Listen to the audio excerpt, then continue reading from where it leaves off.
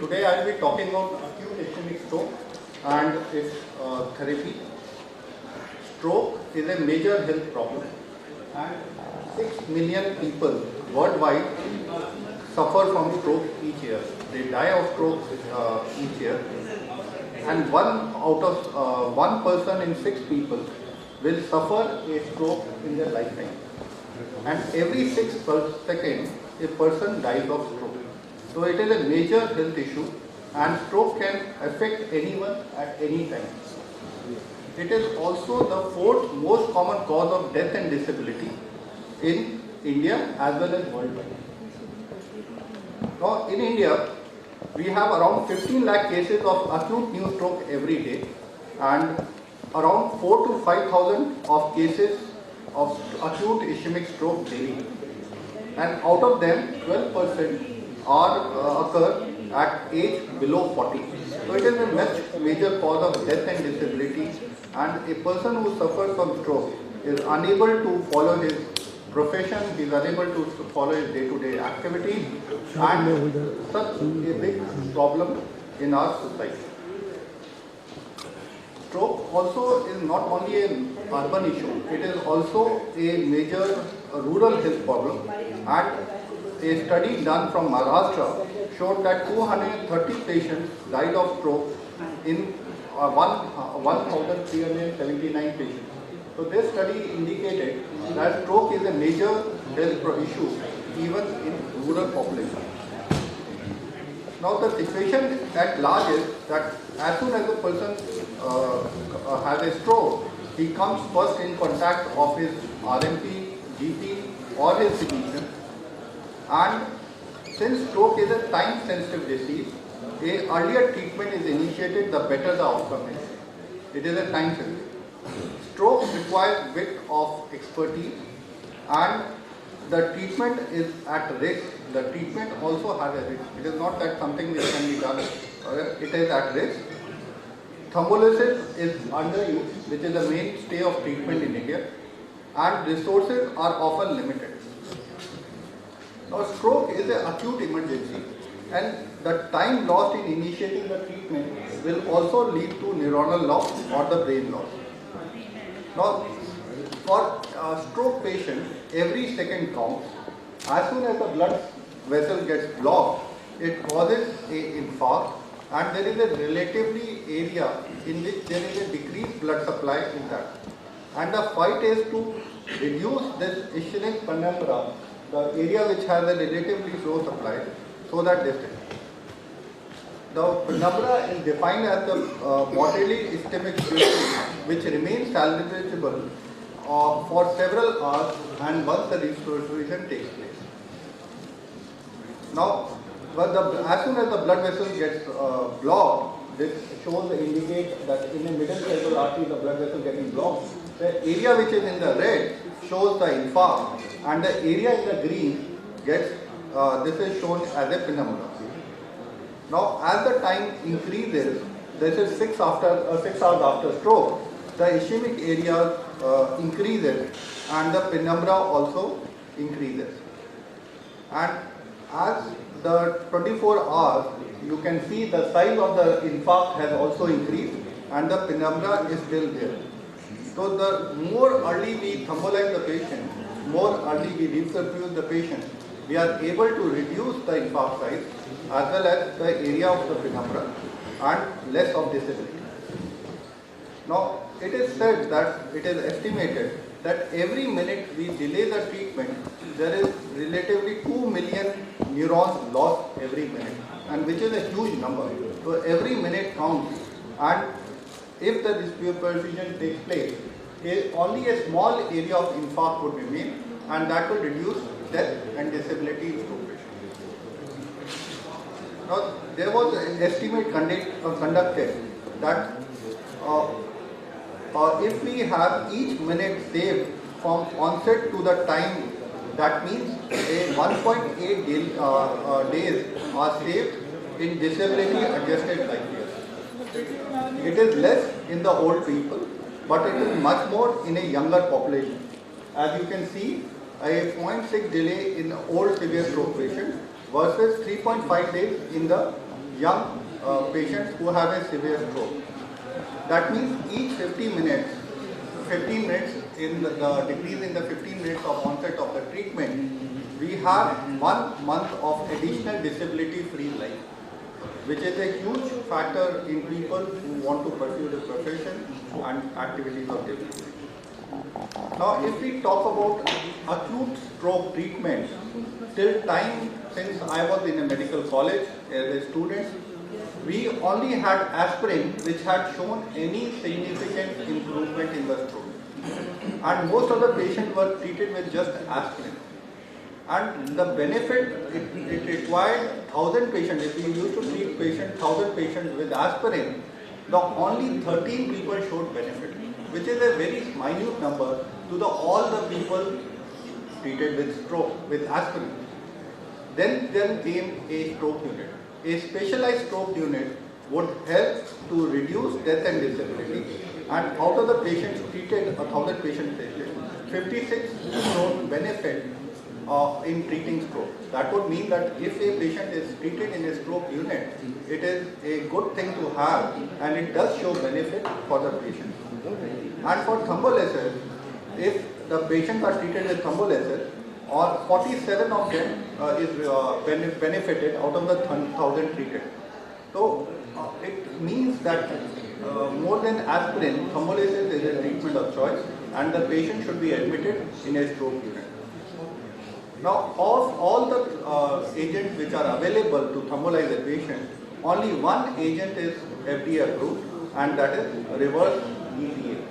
This is a commonly used agent now in Delhi at least, but the main reason to give this lecture is to motivate the people so that more and more patients can receive thrombolysis. Even in Delhi, in a city like Delhi, since the awareness is low, the people do not come into the window period, which is approximately around 4.5 hours, and they do not receive this thrombolysis, and leading to much death and disability.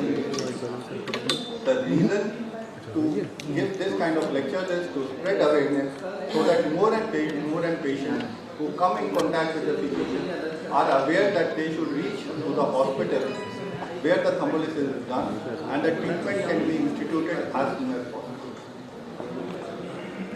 Now, the benefit of only approved drug in stroke other than aspirin is highly time-dependent, and it is imperative to develop a system to minimize the delay in administration of PTA, that is Acticless, and a strict adherence to the protocol is very important so that we do not land up with giving wrong patients. And time saved at each junction means the brain saves, and aggressive measures should be taken even pre-hospital, in the hospital, to minimize the delay in the therapy. Now, the best time for giving PTA is seen in Netherlands, and they have developed a system that they are able to deliver it within 22 minutes, which is the smallest time, minimum time given to thrombolize a patient in Netherlands, and they are the world leaders into minimizing this time from the onset to the needle time. It is known as the onset to the needle time, and they are the minimum. Most recommendations say that from the door to the needle time should be around 40. Initially it was 1 hour, now it has been reduced to 45 minutes, and we should strive to reduce this time as well. Now, first thing is to confirm the diagnosis of stroke, perform the initial evaluation, and this should take less than 10 minutes once the patient arrives into the hospital. The stroke needs immediate assessment, and it has the same priority as an MI, trauma or bleeding. And the first medical contact, that is the person on the emergency, should be able to recognize the stroke signs and symptoms and assess as soon as it happens. Plus, the hospital should also define those in the emergency who will be looking after the patient, who will be a person who would initiate the stroke code, and the nurses who would assist the patient as soon as possible, and this should be predetermined in the hospital.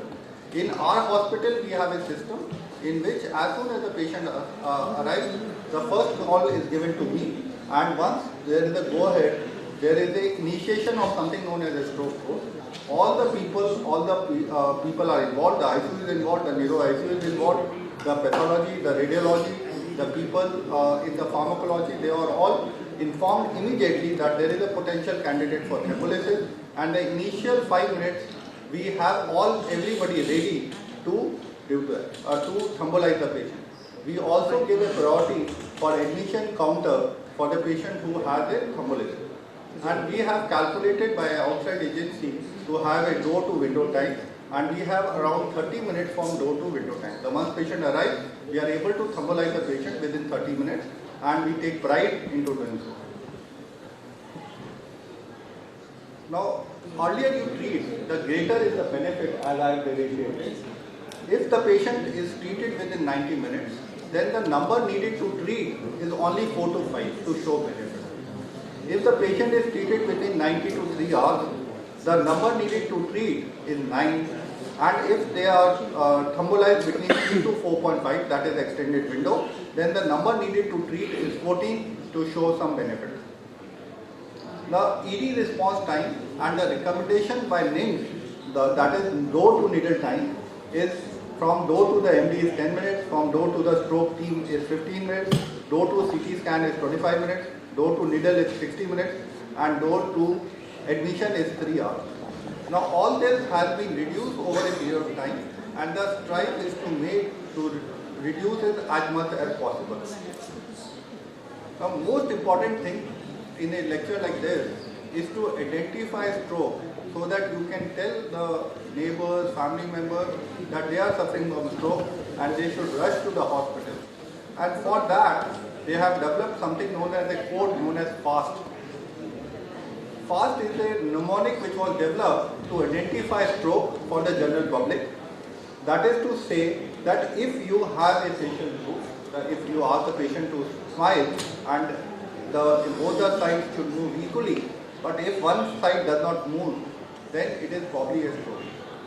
Then you ask the patient to raise the arms and both ahead of him, and if he is not able to sustain this arm, gradually it goes down.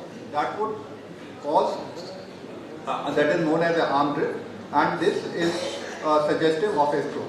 And if the patient has an abnormal speech, then this would also suggest that patient is suffering from the stroke.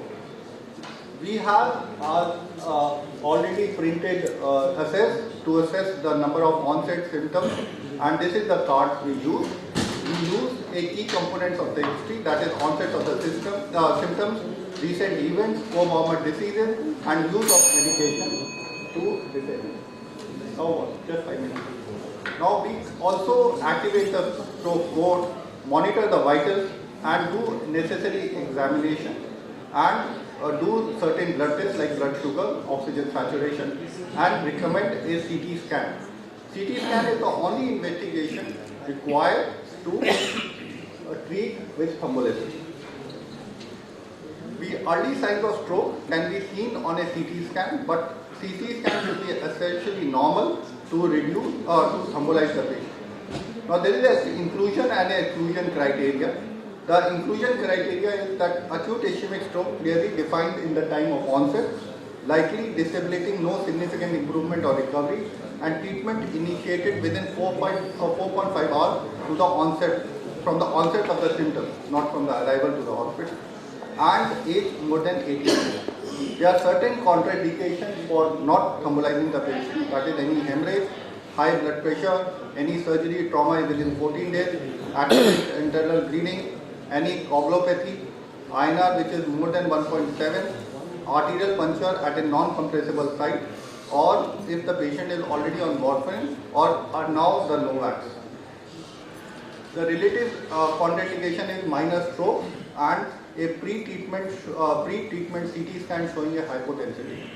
There are certain related contraindications. I need not go over them with paucity of time. The dose of TPA has remained stable over the period of time. It is 0.9 mg per kg body weight to the maximum 90 mg is recommended. Now, the blood pressure should be managed accordingly, and if the BP is not maintained below 180 and 110, then do not administer TPA. Now, also follow a chart. We also require a post-TPA monitoring, and the TPA is monitored in the ICU for 24 hours and no heparin, aspirin or warfarin is given. We repeat a scan after 24 hours to see the area of deficit which is there. After that, the patient is stabilized and sent to the ward and the rehabilitation comes in. Now, the reason why thrombolysis is underused is failure to recognize symptoms of stroke, prolonged delay in the symptoms, inability to manage potential complications like neurosurgical team not available, and poor infrastructure for monitoring.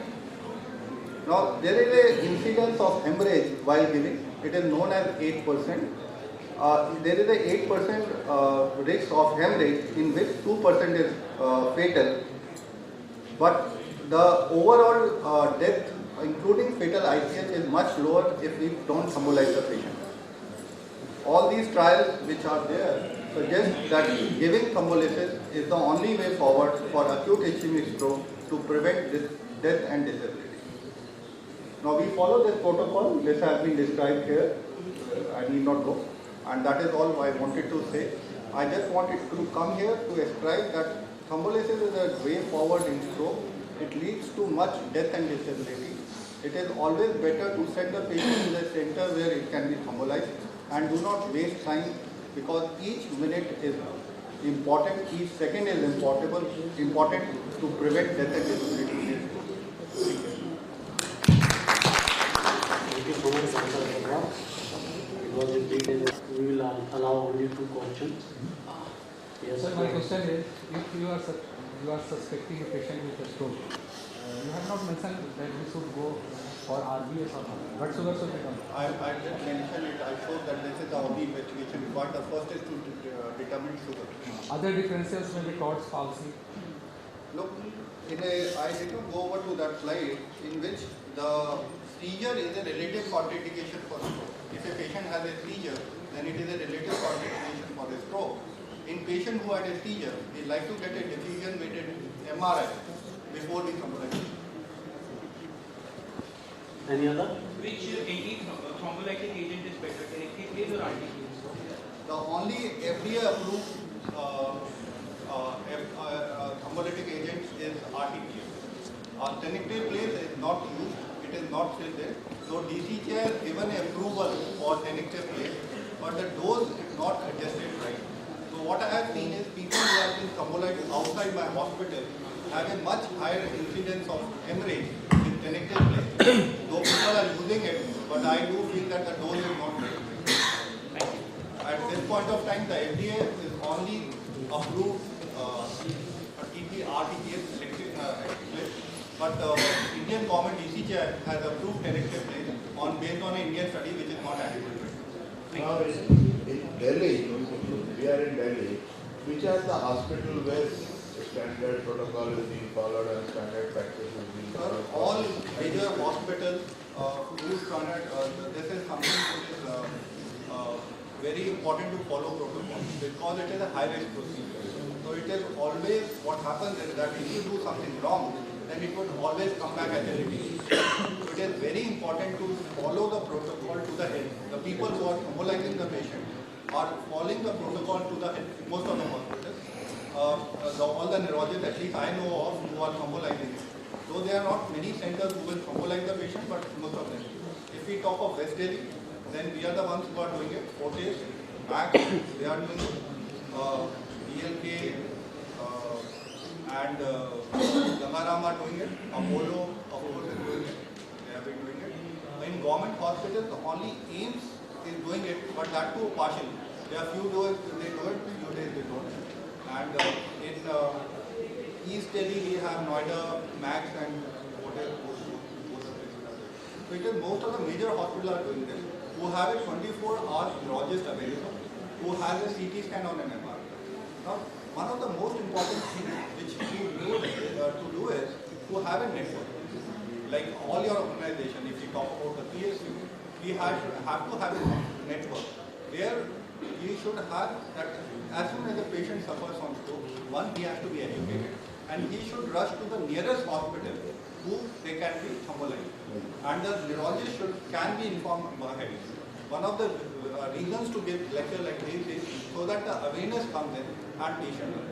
And as a protocol for last 10-15 years when I have been symbolizing, I do call all from the family members. I call everybody from the family members.